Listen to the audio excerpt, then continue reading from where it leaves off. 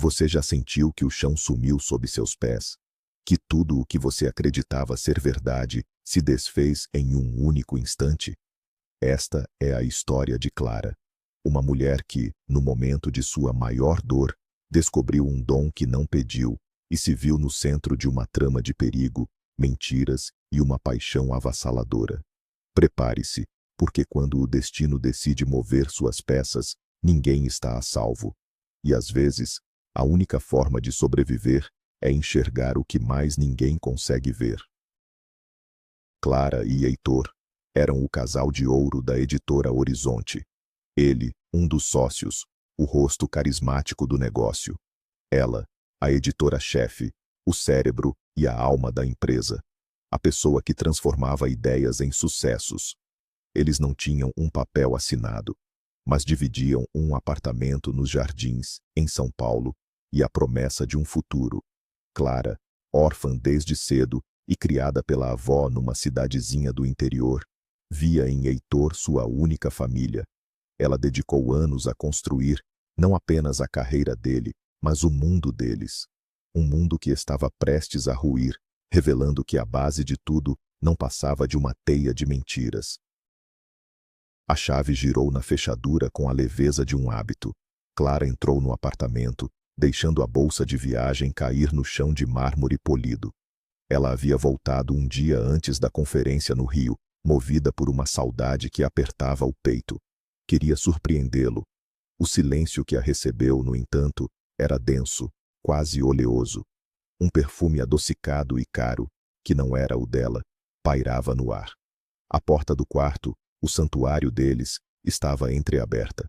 De lá, não vinha o som da TV ou de música, mas um ritmo abafado, íntimo e inconfundível.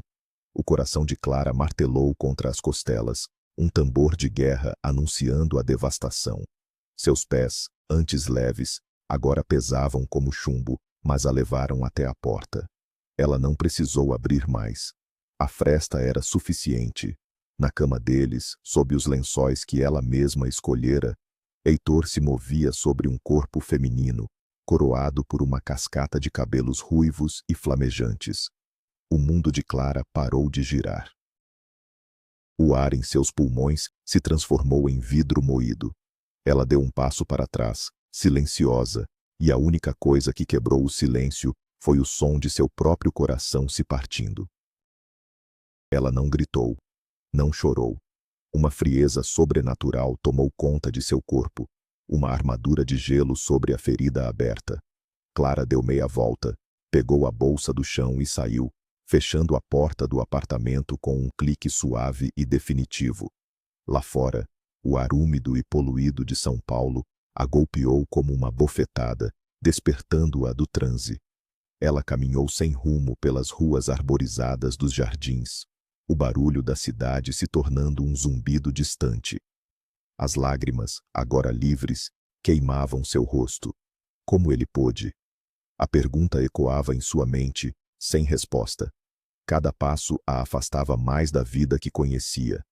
Ela já sabia, com uma certeza visceral, que nunca mais voltaria àquele apartamento.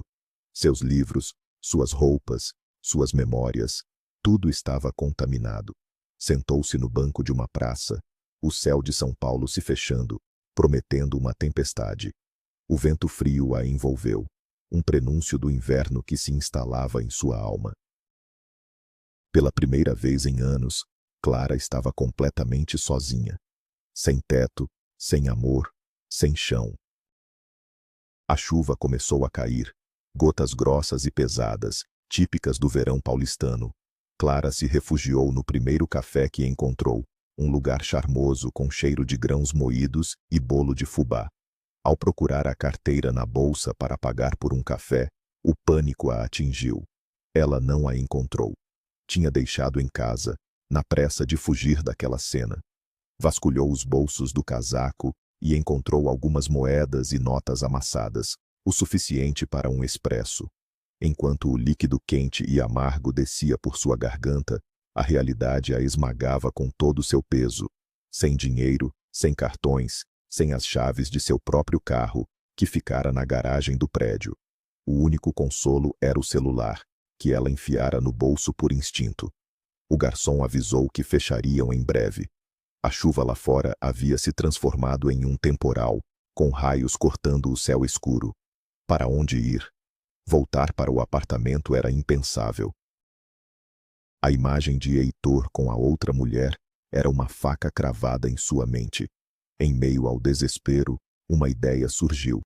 Em seu chaveiro, junto à chave do apartamento que agora não servia para nada, estava a chave de sua sala na editora. A editora Horizonte ficava em um prédio imponente na Avenida Paulista. O trajeto de táxi consumiu suas últimas notas. Na recepção, o segurança noturno, seu Antônio, um senhor de bigode branco e olhar gentil, a reconheceu. Dona Clara, a essa hora, aconteceu alguma coisa? A voz dela saiu trêmula, quebrada pelo frio e pelo choro contido. Seu Antônio, será que eu poderia passar a noite na minha sala? Tive um imprevisto. O velho segurança a olhou com compaixão. Ele trabalhava ali há anos e conhecia a dedicação de Clara. Ele a via chegar cedo e sair tarde, muitas vezes ao lado de Heitor.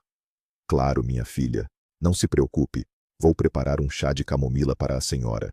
Parece que o mundo desabou, não é? Ele não fez mais perguntas. A gentileza daquele quase estranho foi um bálsamo em sua ferida. Já em sua sala, o cheiro familiar de papel e tinta a abraçou. Ela se sentou em sua cadeira, a mesma onde tomara decisões importantes e criara projetos de sucesso. Agora, aquele lugar era seu único refúgio. Lá fora, a tempestade rugia, um espelho da tormenta em seu coração. Clara não dormiu. As imagens da traição se repetiam em um loop cruel. Aquele homem para quem ela havia dedicado sua vida, sua inteligência e seu amor, era um estranho, um traidor. Ela se lembrou de como assumia as responsabilidades de Heitor, como cobria suas falhas, como trabalhava em dobro para que ele brilhasse como sócio da editora.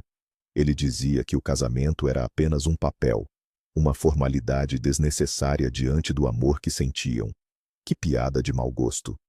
Acabou, Clara, acabou. Ela sussurrou para a escuridão da sala, o som de sua própria voz a assustando. Uma risada amarga escapou de seus lábios. O amor de sua vida era uma farsa.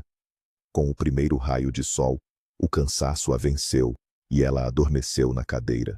Acordou com batidas violentas na porta.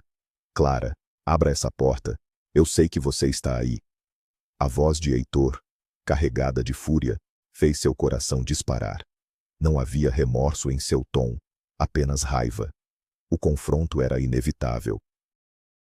Ela respirou fundo, reuniu a pouca dignidade que lhe restava e abriu a porta. Heitor invadiu a sala, seu rosto contorcido numa máscara de fúria. Ele estava impecavelmente vestido, como se nada tivesse acontecido. Por que você não dormiu em casa? Ele perguntou, como se tivesse o direito de cobrar algo. Clara virou-se para a janela, observando o caos do trânsito na Paulista.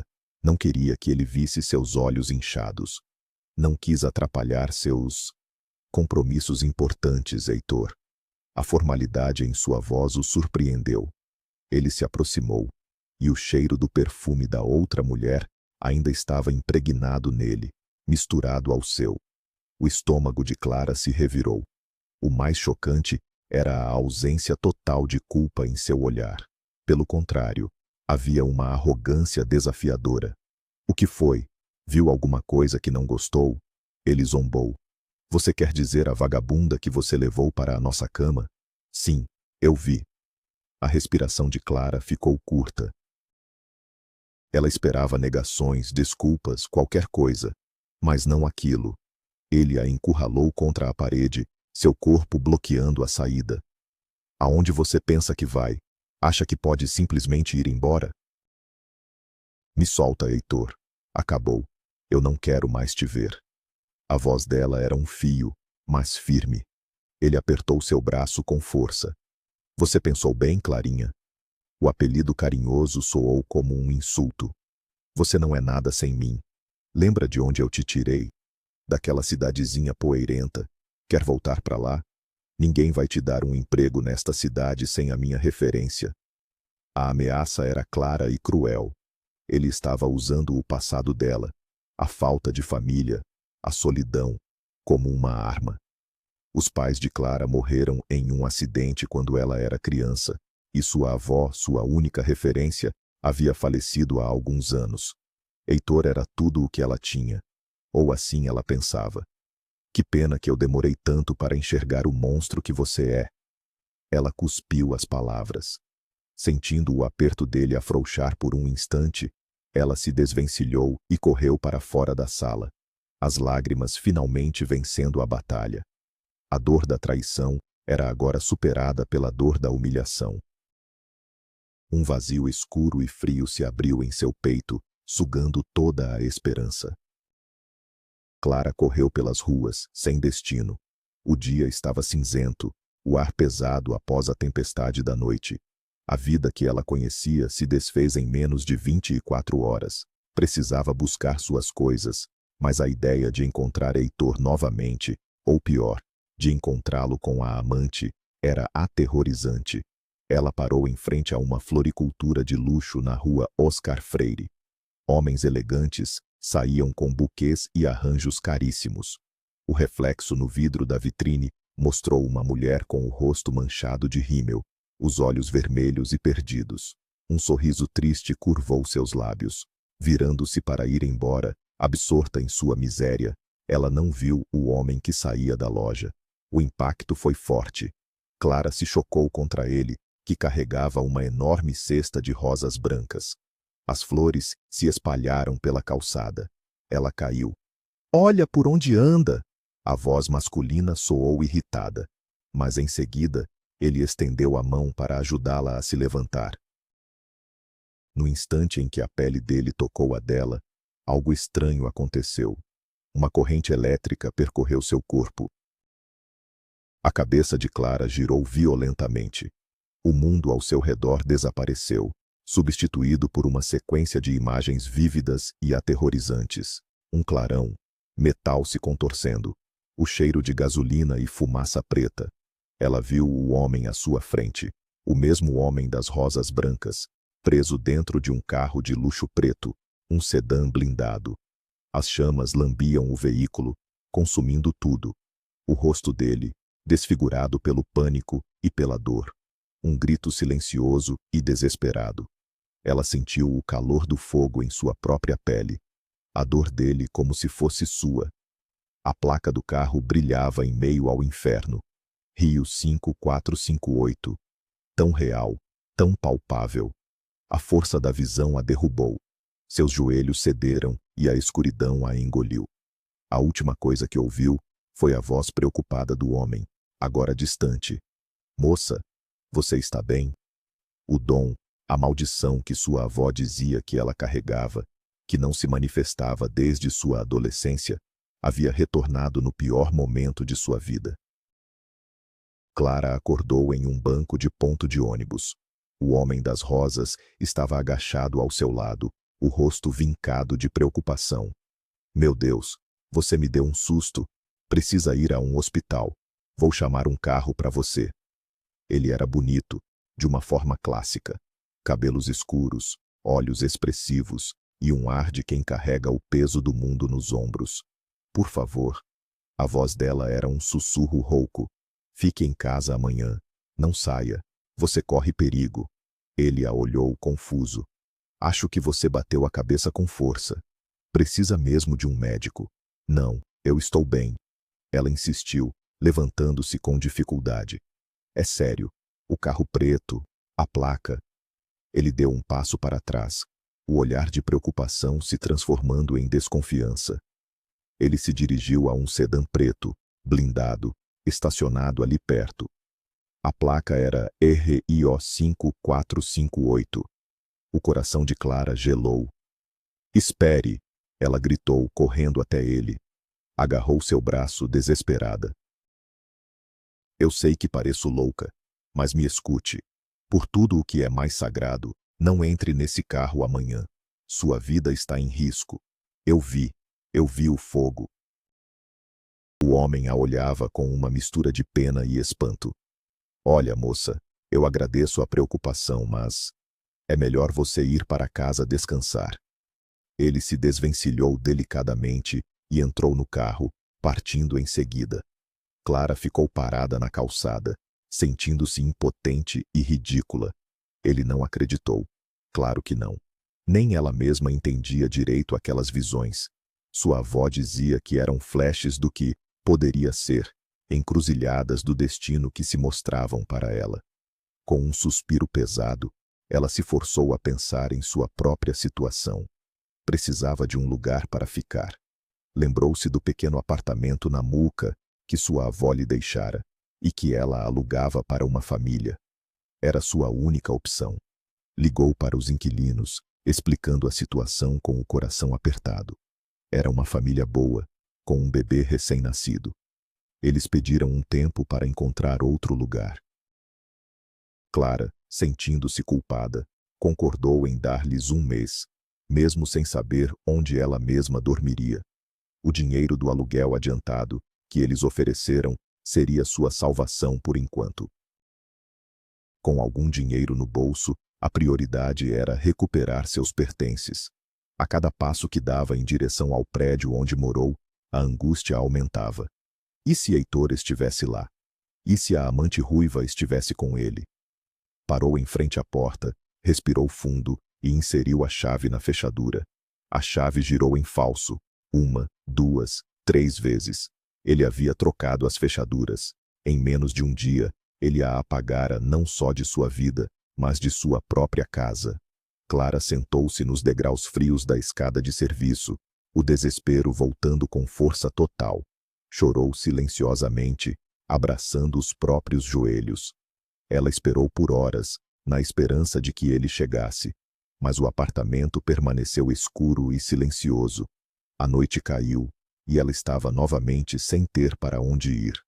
A única pessoa em quem conseguia pensar era seu Antônio, o segurança. Com sorte, ele estaria de plantão novamente. Talvez ele a deixasse ficar em sua pequena sala de descanso, apenas por aquela noite. Ao chegar na editora, exausta, encontrou seu Antônio. O rosto do bom homem estava carregado de tristeza. Dona Clara, o seu Heitor, ele deu ordens expressas para não deixar a senhora entrar. Me desculpe, minha filha. A voz de Clara tremeu. Ele me demitiu. Pior que isso. Depois que a senhora saiu, ele virou um bicho, gritou com todo mundo, mandou o RH preparar sua demissão e já está procurando uma substituta, como se alguém pudesse fazer o trabalho que a senhora fazia.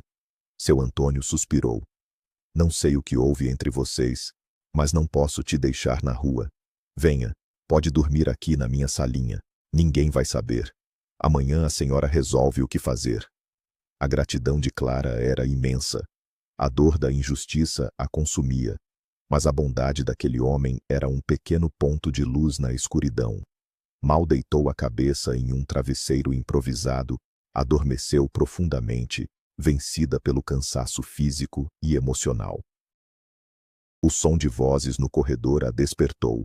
Já era manhã. Os funcionários estavam chegando. Clara se arrumou como pôde e foi direto para sua antiga sala. A porta estava aberta. Ela precisava pegar pelo menos seu notebook pessoal e seus documentos. Começou a colocar apressadamente suas coisas em uma sacola, quando Heitor surgiu na porta, o rosto vermelho de raiva. Quem deixou você entrar? Você está demitida desde ontem. Ele sibilou.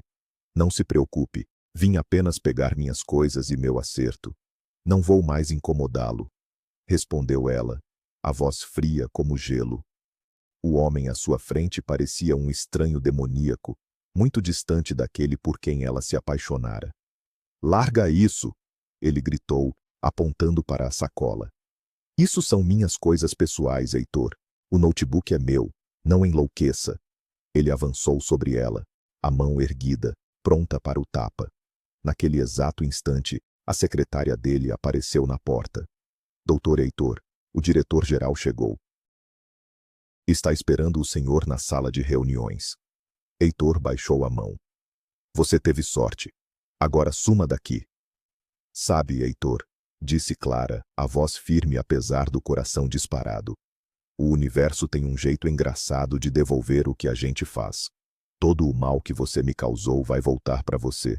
Pode esperar. E com isso, ela saiu, deixando-o parado no meio da sala, perplexo e furioso. Em um escritório no topo de um arranha-céu na Faria Lima, Lucas bebericava um café enquanto olhava a vista panorâmica de São Paulo. Seu amigo, Tiago, estava sentado na poltrona à sua frente. Cara, qual o seu problema? Perguntou Tiago. Você tem tudo. Uma empresa que não para de crescer, dinheiro, e a Bianca, que parece uma deusa. Qualquer um queria estar no seu lugar. Lucas suspirou, virando-se da janela. É tudo superficial, Tiago. O negócio é estável, mas não me desafia mais. E a Bianca, ela é linda sim, mas só se interessa pelo tamanho da minha conta bancária. Queria algo real, entende? Real. Tiago riu. Você sempre foi o galã da escola, antes mesmo de ter um centavo. Não se subestime. Lucas era dono de um vasto conglomerado de mídia, que incluía canais de TV e várias editoras. No fundo, era um romântico, um traço que escondia sob uma fachada de empresário implacável. Hoje eu conheci uma garota estranha, disse ele pensativo, quando fui comprar flores para Bianca. E aí? A garota era tão incrível que te fez perder o rumo? Tiago brincou. Não é isso. Eu mal consegui ver o rosto dela direito, mas as palavras dela não saem da minha cabeça. Ela desmaiou, e quando acordou, me implorou para não usar meu carro amanhã. Disse que eu corria perigo, que viu fogo. Tiago gargalhou. Amigo, você está mal mesmo? Acreditando em videntes de calçada agora? E amanhã temos aquela reunião importantíssima. Esqueceu? Eu não esqueci. Lucas respondeu irritado. Aliás, preciso dar um pulo naquela editora que compramos há alguns anos, a Horizonte. Chegaram uns boatos de que o gestor de lá, um tal de Heitor, está desviando dinheiro e a gestão está um caos. Preciso resolver isso. Os amigos se despediram. Lucas foi para casa, um apartamento de cobertura duplex no Itaim Bibi. Bianca o recebeu com um beijo calculado e um abraço possessivo. Que bom que chegou, meu amor. Pensei em você o dia todo. Para, Bianca. Eu estou cansado, disse Lucas afastando-se. A frustração era palpável. Você é tão chato, Lu. Porque eu te amo, hein? Ela disse, fazendo um biquinho ensaiado. Você ama mesmo? Ele perguntou, olhando-a nos olhos. A expressão dela endureceu. O que você quer dizer com isso? Vive cansado, de mau humor, parece um velho. Lucas não respondeu. A verdade era que ele não a amava. O relacionamento era uma conveniência, impulsionado por seu pai, que via na união com a filha de um ex-desembargador uma grande vantagem estratégica. Ele foi para o quarto e fechou a porta. As palavras da garota estranha voltaram à sua mente. A urgência em seu olhar, o pânico em sua voz. Era loucura, mas parecia tão real. Ele pegou o celular e ligou para Tiago. Amigo, preciso de um favor enorme. Vou para a casa da minha mãe hoje, em Atibaia. Não aguento mais o clima aqui. Você pode ir na reunião amanhã no meu lugar? Tá maluco? A voz de Tiago soou do outro lado. Mas e o carro? O meu está na oficina, lembra? Pega o meu. Eu vou de táxi. Preciso ver minha mãe. Sinto falta de lá. Quando Bianca soube dos planos, fez uma cena. Para Atibaia? O que você vai fazer naquele fim de mundo? Eu pensei que a gente ia sair, ir para o clube. Aquele fim de mundo é onde eu nasci, Bianca. E minha mãe, a pessoa mais importante da minha vida, mora lá. Ele respondeu, a paciência se esgotando. Ele sabia que sua mãe, Dona Helena, uma mulher simples e perspicaz, veria através da fachada de Bianca em segundos. Ela sempre o ensinou a se casar por amor. E amor era a última coisa que existia entre ele e Bianca. Ele se sentia sufocado. A viagem para a casa da mãe não era uma fuga, era uma necessidade. Uma busca por ar puro, literal e metaforicamente. E talvez, uma forma irracional de testar a profecia da estranha da floricultura. No dia seguinte, Lucas acordou na casa de sua mãe, com o cheiro de café passado no coador de pano e o som dos pássaros. Era a primeira noite em meses que dormia profundamente. Desligara o celular para não ser perturbado. Quando finalmente o ligou, perto da hora do almoço, uma enxurrada de mensagens e ligações perdidas o assustou. Dezenas de Tiago, outras tantas de Bianca. O coração dele acelerou. Ligou para o amigo, que atendeu no primeiro toque. Onde você se meteu, cara? Eu achei que tinha acontecido alguma coisa. Tiago gritava, a voz cheia de pânico. Calma, o que houve? O carro, Lucas, o seu carro. Tiago disse, a voz embargada. Eu mandei o motorista buscar uns documentos que esqueci no escritório antes da reunião. Ele sofreu um acidente horrível na marginal. O carro pegou fogo. Ele não sobreviveu. Lucas sentiu o sangue fugir de seu rosto. As pernas fraquejaram. As imagens da visão da garota invadiram sua mente. O carro preto, as chamas, o grito. A perícia inicial indicava sabotagem. Os freios foram cortados e havia algo errado com o tanque de combustível. Lucas, foi uma tentativa de assassinato. Era para ser você naquele carro, ou eu. Tivemos sorte. A garota. Ela não era louca. Ela salvou a vida dele. Clara pegou o dinheiro do acerto rescisório, uma quantia irrisória que Heitor calculou para humilhá-la ainda mais. Com o pouco que tinha e o aluguel adiantado, decidiu que a única saída era ir para a casa da avó, no interior. O lugar estava abandonado desde a morte dela, anos atrás, mas era um teto. O ônibus pinga-pinga levou horas para chegar à pequena cidade. Ao descer na rodoviária empoeirada, o vento frio a fez se encolher. A casa ficava a alguns quilômetros dali, e com a chuva que ameaçava cair, nenhum táxi queria fazer a corrida. Ela começou a caminhada pela estrada de terra. A escuridão estava caindo quando viu uma figura caída na beira da estrada. Com cautela, aproximou-se. Era Léo, seu amigo de infância e colega de escola. O cheiro forte de cachaça não deixava dúvidas. Ele estava bêbado demais para se levantar. Se o deixasse ali, ele morreria de frio. Com um esforço sobre-humano, ela o arrastou, usando sua jaqueta para deslizar o corpo dele pela terra molhada, até a primeira casa que encontrou, a da mãe dele. A mãe de Léo, Dona Sofia, a recebeu com lágrimas nos olhos, agradecendo por ter salvo seu filho. A casa era simples, mas o calor do fogão a lenha aqueceu o corpo gelado de Clara. Depois de ajudar a colocar Léo na cama, ela se despediu, apesar da insistência de Dona Sofia para que passasse a noite ali. Precisava chegar ao seu próprio refúgio. A casa da avó estava como ela se lembrava, mas castigada pelo tempo. O portão enferrujado, a tinta descascada. Encontrou a chave no esconderijo de sempre, debaixo de um vaso de samambaia. Dentro, o ar era frio e úmido. Uma das janelas da sala estava quebrada. Havia pouca lenha, mas o suficiente para alguns dias. Acendeu o velho fogão, e o calor lentamente começou a espantar a umidade. Encontrou um pedaço de plástico para tapar a janela e, exausta, deitou-se na cama da avó, caindo num sono profundo e sem sonhos. A adrenalina que a mantivera de pé nos últimos dias, finalmente a abandonou, deixando para trás um corpo dolorido e uma alma em frangalhos. Clara acordou com uma dor lancinante nas mãos. Elas estavam inchadas e com uma cor arroxeada. O esforço de arrastar Léo e o frio intenso haviam causado queimaduras de gelo. Logo depois, ouviu uma batida na porta. Era Dona Sofia, com uma cesta cheia de comida. Menina, vim te agradecer direito. Trouxe umas coisinhas para você. Um frango, ovos, leite fresco, um queijo que eu mesma fiz. A bondade daquela mulher encheu os olhos de Clara de lágrimas. Não precisava, Dona Sofia. Claro que precisava. Mas me diga, o que te traz de volta, minha filha? E nesse tempo ruim? Pensei que sua vida na capital estava uma maravilha. Clara suspirou, sem querer entrar em detalhes.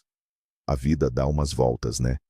Percebendo que o assunto era delicado, a vizinha mudou de foco, falando sobre as trivialidades da pequena cidade. Depois que ela foi embora, Clara começou a arrumar a casa. No velho baú da avó, encontrou roupas antigas suas e um agasalho. A avó sempre dizia: guarde, que um dia pode precisar. Como ela estava certa. Nos dias seguintes, o estado de Clara piorou. A dor nas mãos era constante, a garganta inflamou e uma febre alta a derrubou na cama. Não havia remédios na casa, apenas o chá de ervas que Dona Sofia trouxera. Em seus delírios febris, sonhava com a avó. Lembrava-se do dia em que a avó não deixou seus pais irem trabalhar. O ônibus da empresa caiu numa ribanceira naquele dia. Todos se salvaram, menos seus pais, que pegaram uma carona de última hora com um vizinho. Não podemos mudar o que está escrito, netinha, dizia a avó. O destino sempre encontra um caminho. Agora, deitada naquela cama, queimando em febre, Clara se sentia mais fraca do que nunca. A febre não cedia, e ela mal tinha forças para se levantar. Em um momento de lucidez, ouviu batidas na porta. Com as últimas forças, arrastou-se até lá, abriu a tranca, e antes que pudesse ver quem era, suas pernas cederam e a escuridão a tomou novamente. 3 dias após o acidente, Lucas estava obcecado. A perícia confirmou a sabotagem. Alguém queria matá-lo. E a única pessoa que o avisou foi uma completa estranha. Ele precisava encontrá-la. A única pista que tinha era a editora, a Horizonte. Ao chegar lá, o caos era evidente. Ele se apresentou como o dono e pediu para ver os registros. Foi quando o nome de Heitor surgiu, junto com as denúncias de assédio moral e as suspeitas de fraude. Pediu a ficha da última funcionária demitida, Clara Guedes. A foto no arquivo fez seu coração parar. Era ela, a garota da floricultura. O endereço era de São Paulo, mas uma nota no RH indicava que ela tinha família numa pequena cidade chamada Córrego Fundo. Sem pensar 2 vezes, pegou o carro e dirigiu por horas. Chegando na cidade, perguntou por ela no único bar da praça. O dono indicou a casa da falecida avó dela. Ao chegar, viu a porta entreaberta. Bateu, chamou, mas ninguém respondeu. Empurrou a porta e a encontrou caída no chão, desacordada e queimando em febre. Lucas não hesitou. Pegou-a no colo, sentindo o quão leve e frágil ela era. Seu rosto estava pálido, os lábios ressecados. Enrolou-a em um cobertor, colocou-a no carro e dirigiu como um louco para o melhor hospital particular de Campinas, a cidade grande mais próxima. No caminho, ligava para contatos, agilizando tudo. Eu quero o melhor quarto, os melhores médicos, não olhe os custos, dizia ao telefone. Ao chegarem, uma equipe já os esperava.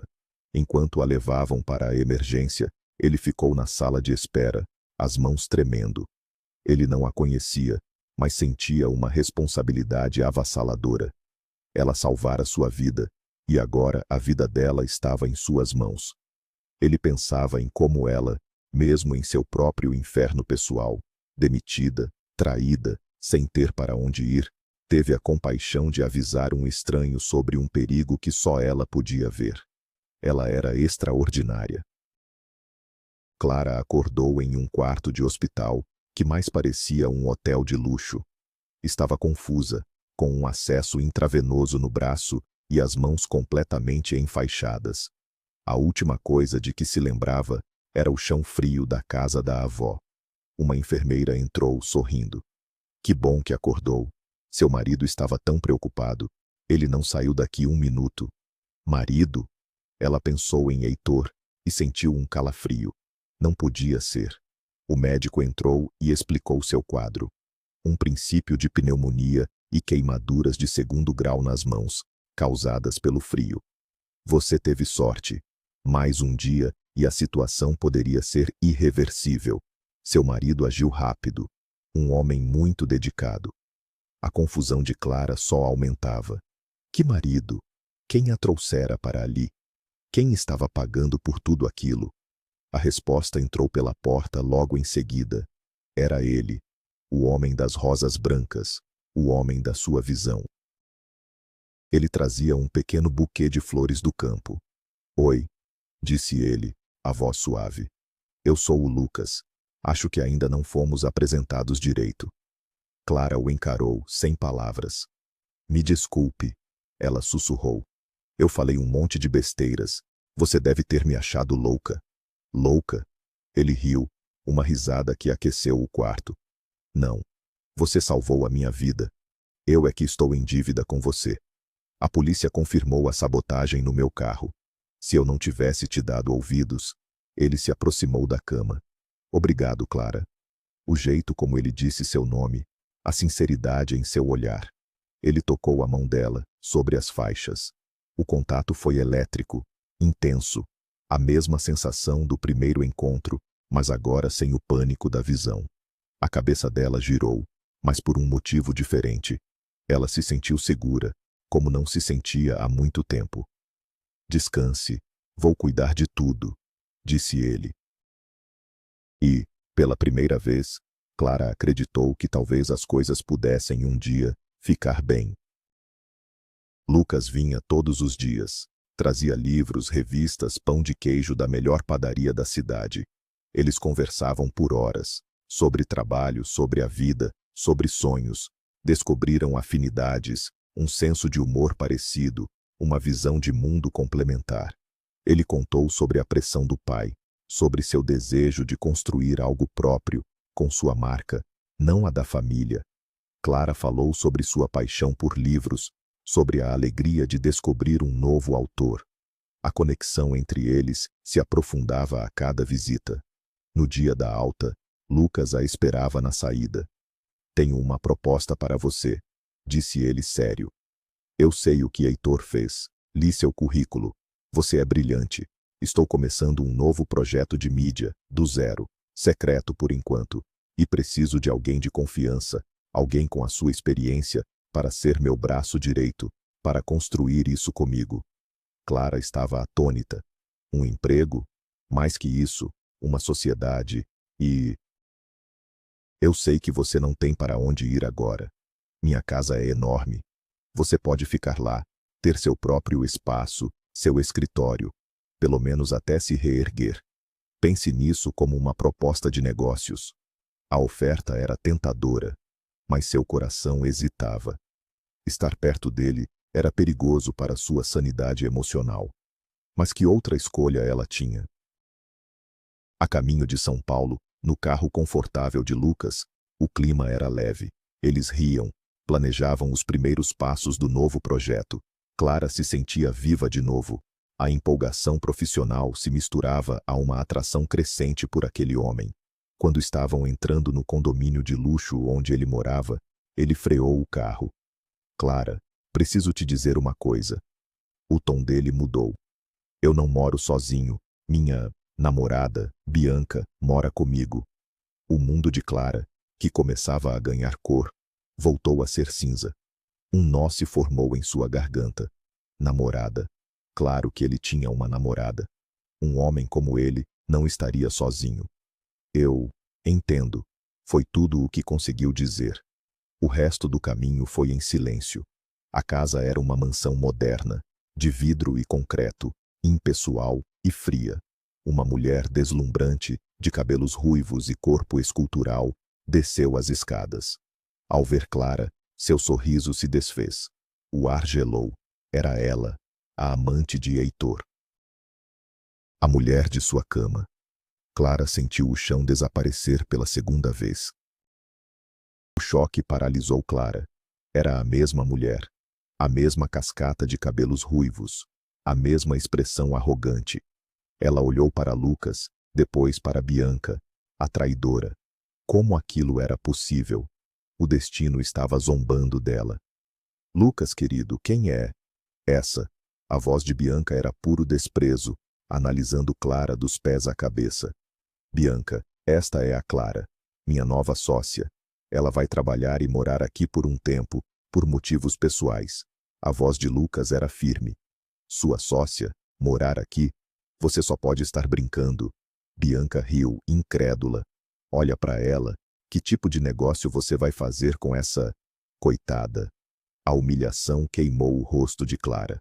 Com licença, eu acho que não estou me sentindo bem, disse ela, e subiu para o quarto que Lucas lhe indicou, sem olhar para trás. As palavras de Bianca a seguiram pelo corredor.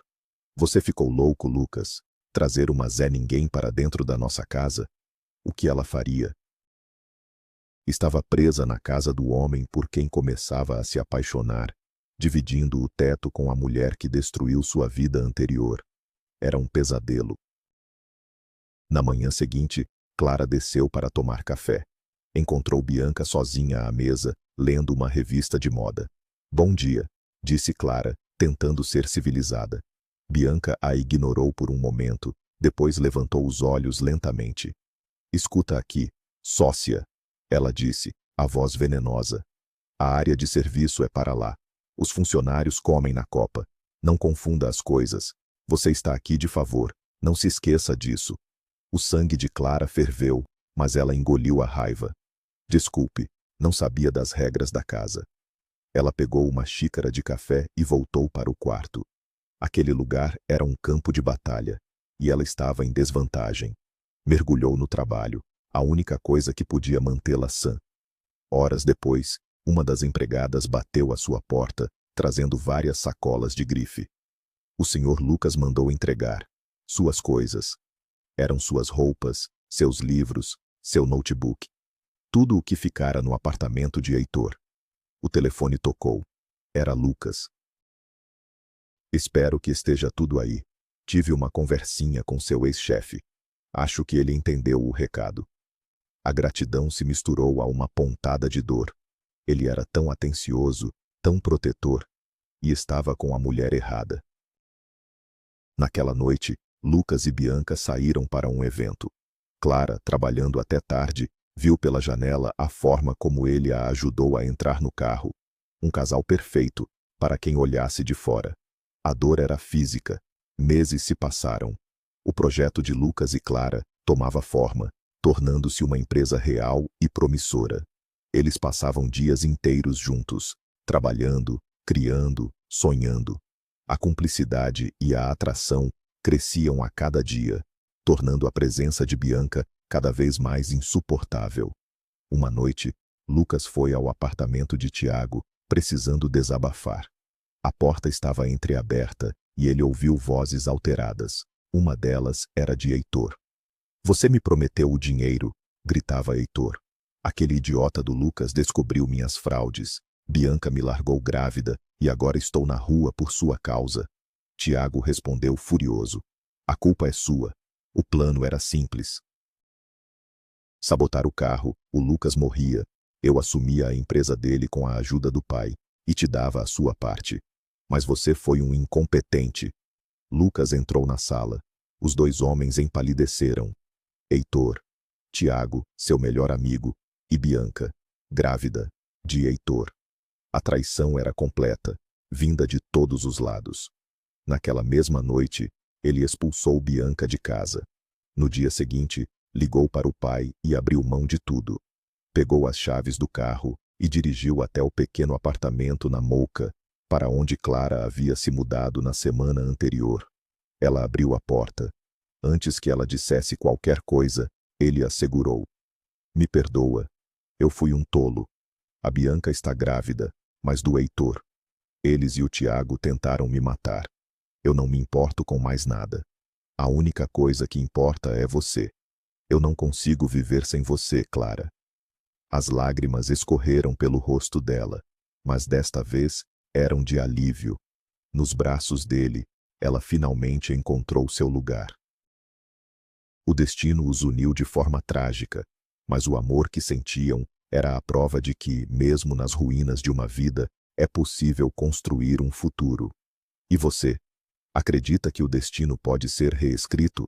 Se você se emocionou com a jornada de Clara e Lucas, deixe seu like, inscreva-se no canal para não perder o próximo capítulo e compartilhe sua opinião nos comentários. Sua história pode ser a próxima a ser contada. Obrigada por assistir.